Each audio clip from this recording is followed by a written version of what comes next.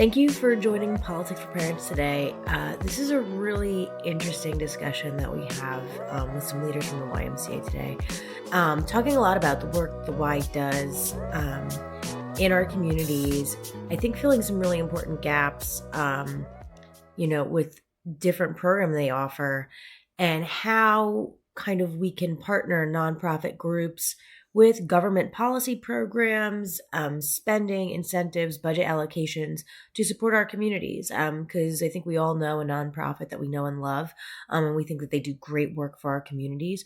So how can we bolster that through, electing officials and, partnering with the government and resources of the government to bolster the efforts of these nonprofits? So hope you enjoy this discussion and maybe you get inspired to support your local Y and learn more about what they're doing. Thank you.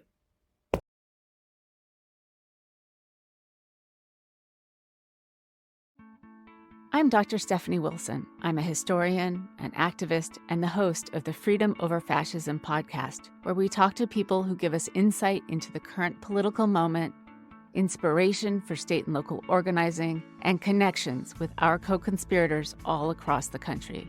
You'll meet rural organizers who focus on electing young and diverse candidates, independent journalists who prioritize democracy over disinformation, and candidates building change at the state and local level. I invite you to join the Freedom Over Fascism community and listen to Freedom Over Fascism wherever you get your podcasts. So thank you so much for joining Politics for Parents today. My name is Nicole Tate, and I'm here with Julie Galante, the CEO of the New Jersey YMCA Statewide Alliance, and Steve Jobin, the CEO of the Raritan Bay Area YMCA. Got that right? It's a lot going on there. And we're going to talk mostly about their efforts to get state funding for programs that the Y supports in the communities that they serve.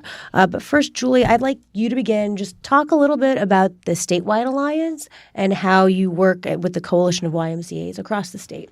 Great. All right, thank you. So there's 30 YMCAs in the state of New Jersey, and so the Alliance serves as sort of the convener of those Ys, and we work with those. There's 30 independent Ys all over New Jersey, and we work with them to support all of their initiatives to get statewide funding and re-grant it out, and to really be the go-to place for families and people in the community to have a place where they belong and they connect with. Okay. And that's great because, one of the things I like to talk about on this podcast is how politics impacts our lives, whether we know it or not, whether we're participating or not. And, state government does have a pretty large role in, our lives and in our communities. And there are a lot of things that the state funds. So I'd love to talk to you both a little bit about, programs you offer that have benefited from state funding. Quickly, the YMCA does a lot. You guys both have a lot of programming that you oversee. So if you could each talk a little bit about, Julie, some of the programs the state offers as well as the Alliance, focuses on. And Steve, some of the programs that, you offer at the Raritan Bay Y. And perhaps if you could talk a little bit about, how state funding plays into the things that you're able to offer communities. Okay, so for the state funding, we actually were fortunate during COVID to get $1.5 million that we re-granted out to the 30 Ys, focusing on social isolation. So seniors were isolated during COVID, learning loss, children who were schooled at home because they couldn't go to school, and then safety around water. So that was a really important initiative. And then secondly, we just recently, thanks to the support and generosity of the legislator, received $450,000 in two different buckets. One bucket was for safety around water, and the other is for youth in government, a high school program where young people participate in mock legislation and learn about how government works, something that this podcast supports politics and connecting young people. Love it. And Steve, tell us a little bit about, your Y. You're the CEO of an actual Y. I'd love to hear about that. Thanks so much for the invitation today. Yeah. So anytime we can talk about the Y is pretty special. So we're a pretty traditional Y. We, like most nonprofits, you're supposed to answer the call of the needs in the community. So my Y is located in Perth Amboy, and we have a lot of needs. And so we're there to advocate and kind of plan programming around it, and whether that's teaching kids how to be safe around water, because we have an open waterfront in Perth Amboy and it's unsupervised, we have a lot of backyard pools in and around the area that are unsupervised. So that's a real critical need. We have real challenges with social isolation for our seniors. So really making sure that seniors have a place to go and can connect with other community members is a really big deal for us. Okay. And we also do, we're critical providers of childcare. After-school care for working parents is really something that we are passionate about. We have a full-day preschool for which was formerly known as the Abbott Preschool. Yep.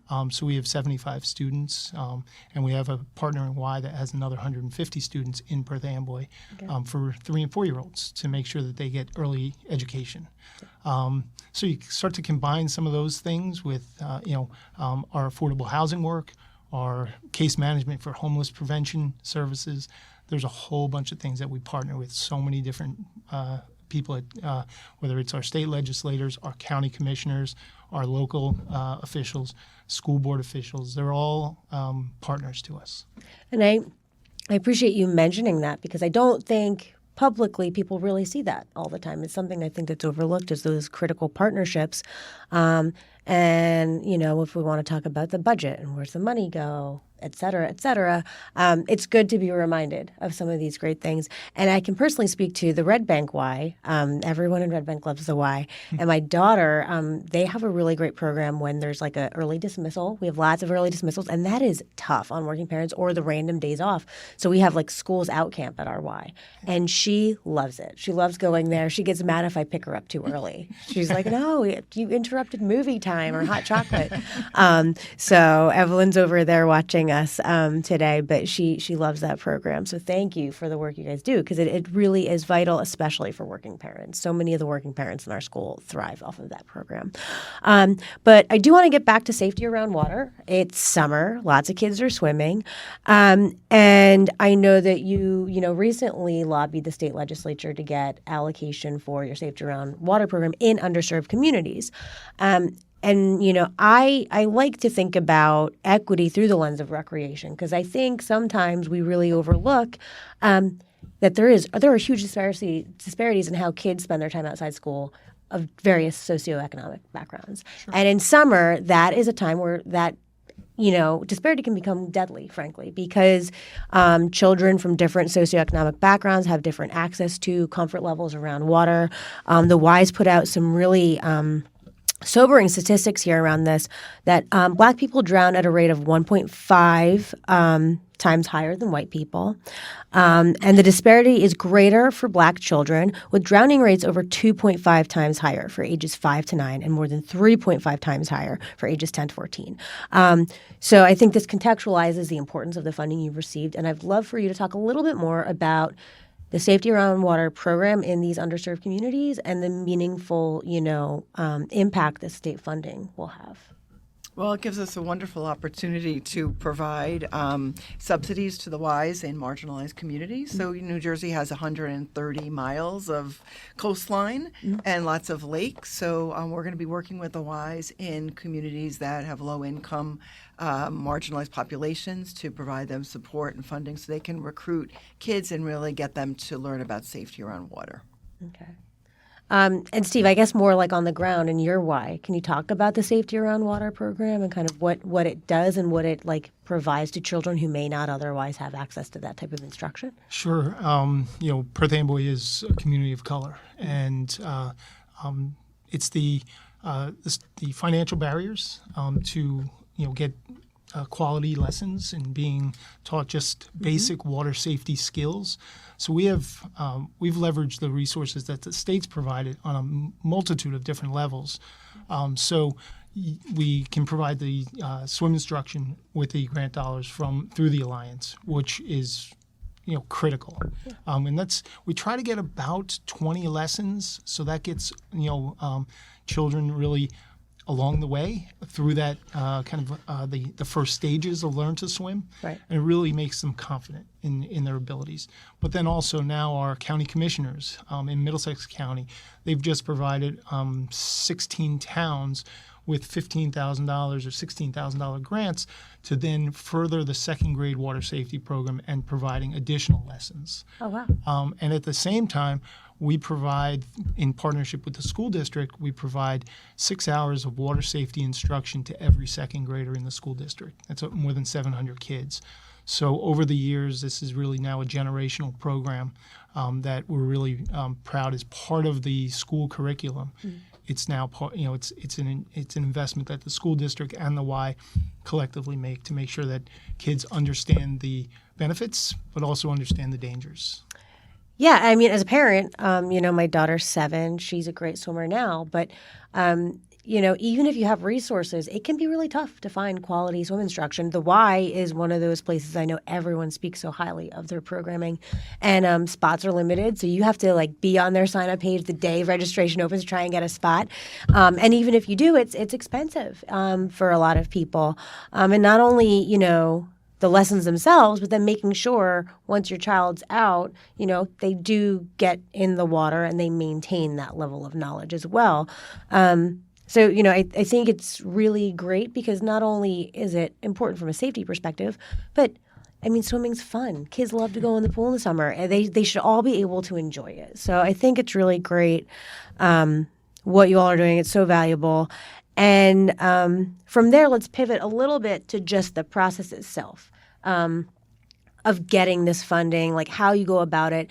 For anyone listening who maybe runs a nonprofit or they want to see more of these types of programs in their community, kind of what was it like to try and, access this funding? Did you happen to have a partnership in the legislature with somebody who's kind of championed the cause, or how does it actually work?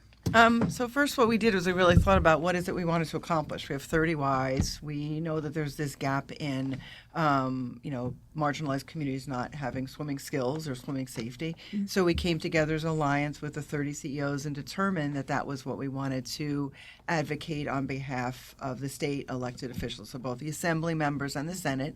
And then the 30 Ys then were deployed to go meet with their local assembly member and a local senator. And we really worked them hard to sort of say we serve 500,000 people in the state of New Jersey. We taught 130,000 swim lessons. We trained 2,500 lifeguards. So we're poised to be the sort of the key provider of swimming lessons across the state. We have 84 pools that are already open and already have the talent and the knowledge and the great instructors. So we really just kept advocating all of the legislators and the assembly members to get a sponsor and to really help us support this important initiative. Good. Well, I'm glad that you were able to do that. And I also, I guess, want to point out too, this is an opportunity for people to get involved, right? Like if you support this type of programming in your community, you're a parent, you want to see more of it, it's an opportunity to let your legislator know, hey, I know you just increased this funding for the Y. My kid took safety on the water, and it was great, so thank you. Right. So anyone listening who's benefited from this program, I urge you to figure out who your senator is or your assembly people and contact them. If you can, figure out how they voted. I don't know if there were no votes and yes votes, but make sure, you're aware of these issues because this is like a very easy way to get involved, and they listen. They do field incoming communications from constituents, and that's an easy way to get involved. I also know about you've received funding for the New Jersey's Youth and Government program. So can you tell us a little bit about that? Because I think, to me, it sounds like a really great way to fill the gap of civics education, which we're not really seeing too much of. And I'd love to hear more about, some of the students in that program. So that is an amazing program. It is for high school students and I think some middle school students, but primarily high school students. So we had 16 delegations in the state of New Jersey, 350 students. And what they do is they take either a piece of legislation or they serve in the judicial and they do a mock legislation. And they learn how to advocate, how to find their voice, to do pro-con debate, and to really figure out what they're passionate about and really learn how to articulate it and advocate for it. And then in addition to that, we did a day in Trenton where the youth delegates met the legislators in the state and had a tour and got to observe them in session. So it was really inspiring. So it's a great way for young people to learn the value of democracy, the importance of, learning how to advocate for a cause, and just learning how to really create a world that they want to live in and for based on what they believe in. It is a great leadership and self-confidence developing program for young people who usually feel like they have no voice and what they say doesn't matter. Yeah, I think it's great. I think I actually saw a panel with some of those students at Culture of Health Conference. And yes. I was really, really impressed with the way they spoke about, the issues they care about. I believe they were, interacting with their local governments, municipal governments. I mean, so many young people don't even realize, the role their municipal government has on their lives. Here in Red Bank, we're having a big discussion around pedestrian and bike safety, crosswalk and laws and enforcement and things like that. And local high school students had done like a social media campaign around that, which was great. So I think that's a wonderful program, and it's great to empower young people because it is their future, right, that we're all crafting, and they should certainly get a say. Another thing I think is cool about the program, too, is that New Jersey recently passed a bill where 17-year-olds get to vote in the primary if they're going to be 18 for the incoming election, which I think is really great. So to have, the program you're providing with that increased empowerment of young people, I think is really outstanding. And I'd love to give you an opportunity to talk about some of the other work you do to help families and children. I mean, the Y does so many things. So I know we're talking here about, state funding for some of these critical programs. But, for those of us who see the Y, see the value, but we'd love to be advocates and supporters and allies. Steve, maybe you can start. I mean, if there's people listening to this that are like, wow, I really want to get more involved or get behind my Y, they do so much great things. Like what would you say people can do to support your mission? If I could go back just 1 second. Yeah. So our legislators, we're in the 19th legislative district. Okay. And Speaker Coughlin and Assemblywoman Yvonne Lopez are just amazing people. Senator Vitale, these people are accessible. They're present. They are in and around our Y and other nonprofits, our local hospitals, our local government. They're there. They show up, and in a big way. And they come to our food pantries. They're part of us. So it's not they're not on a big house on the hill, as they say. Yes. And they're great supporters of our work, and they're accessible. Yeah. So that's really a critical That's important. component to understanding that relationships matter. And I will say that in LD11 with Vin Gopal, Luann Peterpaul, and Margie Donlan, I could say the same. And I tell people, listen, these people represent you, so reach out. If something's bothering you, you have a question, reach out. I know my people get back to me, and I know who they are, and I see them in the community. So figure out who represents you. If you don't know, then maybe that's already a problem, but definitely that's something worth noting, right? Yeah, absolutely. So, and it goes down through our county commissioners and so forth, which have funded some of the programs that I can outline. Is amazing. We're doing more work in affordable housing now. Oh, okay. So we have several properties that we've worked with the Department of Community Affairs at the state level, with our local county government to use National Housing Trust Fund dollars to support homeless families. Sometimes those families have domestic violence in their history, but they're working with the shelter system, which is kind of broken, to say the least. So really providing people with permanent housing. So we have easy stuff. Easy stuff. We manage Code Blue for our city. So so we opened the senior center for Perth Amboy when it's below 32 degrees. Last year it was 82 nights. So we have a police officer there with us. We work hand in hand with police and fire and Department of Human Services for the city to make sure that our homeless population is kept safe, and then we engage them in different discussions about what's next in their life, and trying to move them from the streets into perhaps our rooming house, which we have an SRO, single room occupancy rooming house. Okay. So there's a lot of different things outside of the traditional things that the Y does. That our Y is, we do it because our community needs it. Yeah. And I think all Ys can really speak to that in their communities. So, but how to advocate, everybody's got something to offer. Everybody has a part to play, whether it's running for the school board, or coaching a basketball team, or keeping score on the sideline, or there's just so many different ways. Or donating. Donating, obviously, resources matter, and mission and money go hand in hand sometimes. And the more resources we have, the more we can accomplish on some of the really big things. The social determinants of health are really important to the Y, and really figuring out education and good wages and all those kind of things really play into it. So. Yeah. Okay. And Julie, do you want to chime in on? Yeah. So on the state level, we do a SNAP Educator and SNAP Navigator, which provides opportunities for families to apply for food if they're food insecure. Okay. We work with a bunch of different regions of the school system and use funding from McKinney-Vento, which is the homeless program. So basically, children who are homeless, they get to go to summer camp, and the state pays for them to go, either to day camp or resident camp. And for many kids who are bounced from home to home, they don't actually get to have a childhood. Yeah. So we coordinate that program for the state. Okay. And we also do some initiatives, 7th grade initiative, to trying to get 7th graders in the transition to middle school a place to go locally. There's many Ys that have food pantries. So we really try to have each Y meet the needs of their community. And so we're much more than the traditional gym and swim. We really try to be the go-to place where people can feel safe, connected, and secure, and really flourish and get what they need and the support. And I have to say, I grew up playing basketball at my local Y. My mom would just drop us off on like a rainy Saturday and pick us up like a few hours later with like our duffel bags.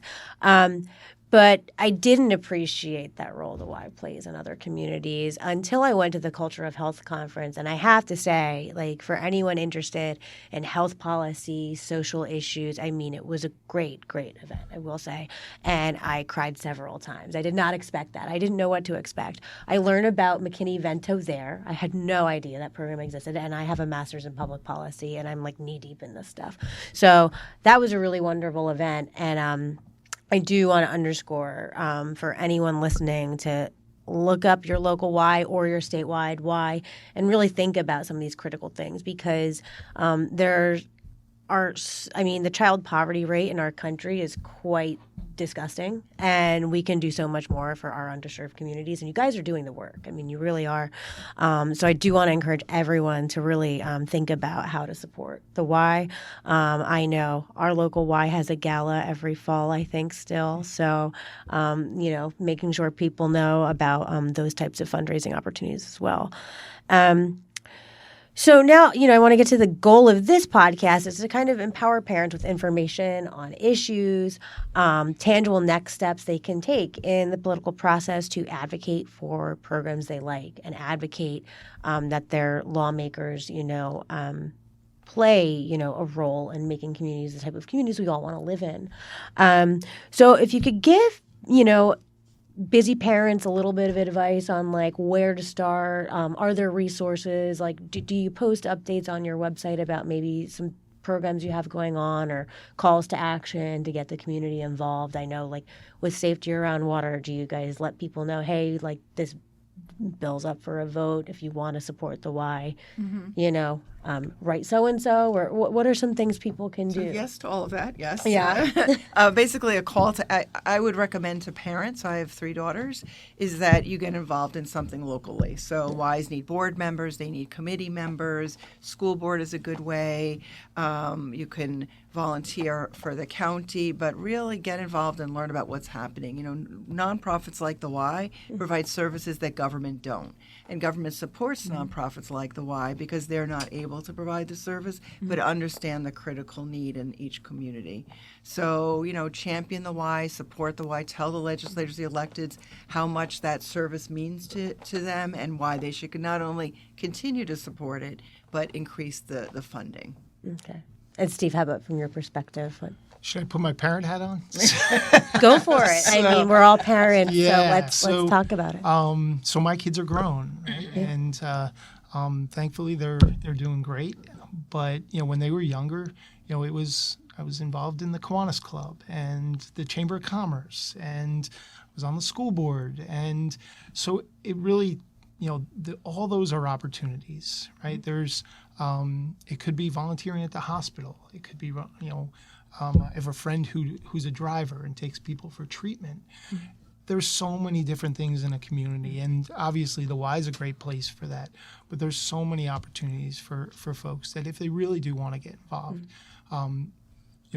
try the Y. Yeah. Try other places as well. And what are some opportunities at the Perth Amboy Y? Are there any coming up that people might be able to? Yeah, so we have a dinner in the fall where we have a committee, and our dinner is focused on ending homelessness in our town. They can go to our website and find out information about it's rbaymca.org. Awesome. Do you have a date for that yet? It's November 14th. Okay. So it's a nice way to be thankful around the holidays and for the things we have, and really prepare for a really cold winter, which is really tough on a lot of people. Lovely. So one of the things is when I release this episode, I've got a Substack, Politics for Parents, and I love to put links to that. So I'll get the link for that. So when this write-up goes out, everyone has the link. So there's no excuse not to get involved because I will give everyone what they need to get right to it. And November 14th, there's plenty of time to get behind that. So that's wonderful. And are you looking for sponsors? Are you looking for folks to be on the planning committee? Yeah, so there's a lot of different roles. Obviously, sponsors are important. Awesome. And we like to tell the story of some of our successes over the last year and really celebrate some of the volunteers that have helped us help us with our food pantry work and so many other things, our SNAP education, and so many different things that we do. And I mean, we talk about the housing crisis in this country so often. So if you could actually be a town to eliminate homelessness, we're going to do it. And show people that this is how you do it. That can be done, right? I mean, that's it. It's like all we need. I mean, this country has so many resources. All we need is someone with the will and a group of people with the will to do it. So let's do it. Yeah, one of the things that's really a big challenge in this, and quite honestly, the Monmouth County Y has been a champion of mental health services. Yes. And that is just it. Mental health and addiction is real, and to really solve the population's issues when it comes to homelessness, we've gotten more into mental health. We're going to become a licensed practitioner of mental health services. There's no doubt about that.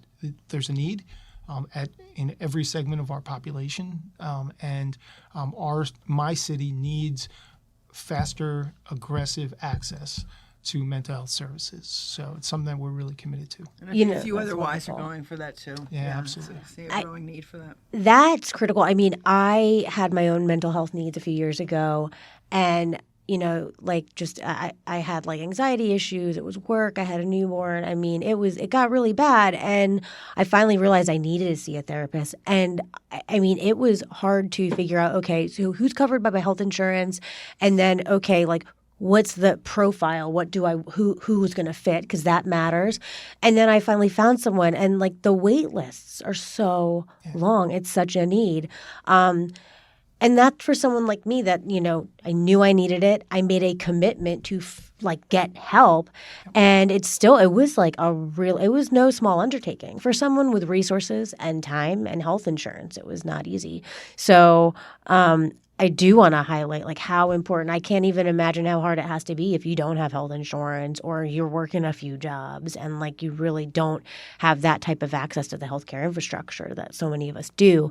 And language barriers are a real challenge in mental Absolutely. health services. Yes. Really challenging. Yeah, and I mean that's an area where it's critical to be able to communicate in your native language how you're feeling, right? So I don't know what else to say. I mean, it's so amazing the things you guys are doing. It really is. And I think for those of us who are, I think fortunate in privileged communities, privileged backgrounds, I think we really overlook the work that the Y is doing. And I think a lot of the innovative stuff you guys are doing too. I mean, it's just wonderful. So are there any parting words you want to offer? Anything that we didn't cover that I want to make sure I give you the chance to like champion everything you're doing? No, I said thank you for having us. We're going to be doing the Cultural Health Conference again in 2025, and we'll let you know when that is. Yes. And that really is focused on the 7 social determinants of health and try to make, New Jersey a more equitable place to live and work, and trying to figure out ways to break down some of the obstacles and barriers for people, especially without means, so that they can have equal opportunities. That's a wonderful topic. I mean, it's amazing the things you guys take on. It's all the big stuff, and I don't see this much progress being made by many other groups. Let's leave it at that. So thank you for everything. Thank you to everyone who's listening, and take a look at the Substack. And take a look at the links and the resources, and make sure you stay attuned to how you can support the Y with all these great programs. Don't listen to this podcast and just move on with your day. Think about a next step. Click on the Y's website. Sign up to attend an information session or follow them on social media, so when the dinner's happening in November or the Cultural Health Conference is coming up next year, and just get involved and support this amazing work that these folks are doing. So thank you so much for your time. I mean, you guys are so busy doing really, really important things. So it's nice that you took the time to come here to our little recording studio and tell us about it. So thank you. Thanks. Thank again. you. All right.